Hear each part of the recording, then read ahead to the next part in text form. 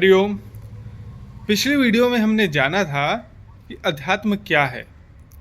अध्यात्म को विस्तार से श्रृंखलाबद्ध तरीके से समझने के लिए जो भी आध्यात्मिक ग्रंथें हैं, उनमें चर्चाएं हैं, उनमें विषय हैं, उन पर विस्तार से धीरे धीरे क्रमशः चर्चा करते चलेंगे। भारत का मूल आधार, उसकी पहचान अध्यात्म रही है। तो अध्यात्म क्या है, इस पर पूर्व में चर्चा किया था।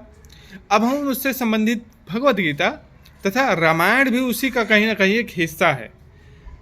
भगवद गीता और रामायण के किस हिस्से में किस रूप में संतुलन है, उसमें क्या अंतर है, तथा किस स्टेप में उनसे क्या क्या हम सीख सकते हैं। और देखिए, जिस तरीके से भगवद गीता महाभारत जैसे विशाल ग्रंथ का एक छोटा एक आध्यात्मिक गहरा संवाद है, वैसे ही रामायण का जो गहरा संवाद है आध्यात्मिक का, बिल्कुल उसको अलग से योग वशिष्ठ नाम के ग्रंथ में पढ़ा जाता है। वह भी गीता प्रेस से आता है। जैसे आप रामायण पढ़ते हैं, ठीक उसी प्रकार से योग वशिष्ठ ग्रंथ है, जिसमें बहुत ही गहरे स्तर से आध्यात्मिक संवाद है श्री रामचंद्र जी का और गुरु वशिष्ठ जी का, इसीलिए उसका नाम है योग वशिष्ठ। वह भी अद्वैत की फिलॉसफी के रूप में ही चर्चा करता है।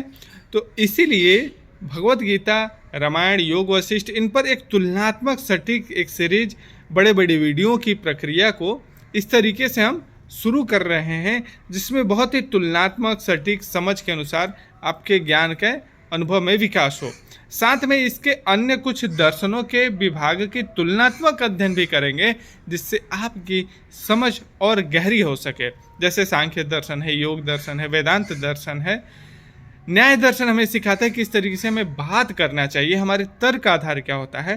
तो इस पर एक श्रृंखला सीरीज आध्यात्मिक संवाद के विषय में विस्तार, अलग अलग प्रश्न, अलग अलग तरीके से शुरू करेंगे। इतिहास और अध्यात्म के दोनों के संवाद को तुलनात्मक रूप में, समय के अनुसार उसकी ज्ञानात्मक सामान्य लोगों में जो नासमझी आई है या उसकी समझ में जो अंतर आया है, उसके समझ में भी विस्तार से चर्चा करेंगे, जिससे हमारी समझ में विकास हो सके। इसी तरीके से आगे एक प्रक्रिया को, आध्यात्मिक संवाद को समझते रहेंगे। तब तक के लिए धन्यवाद। जय हिंद।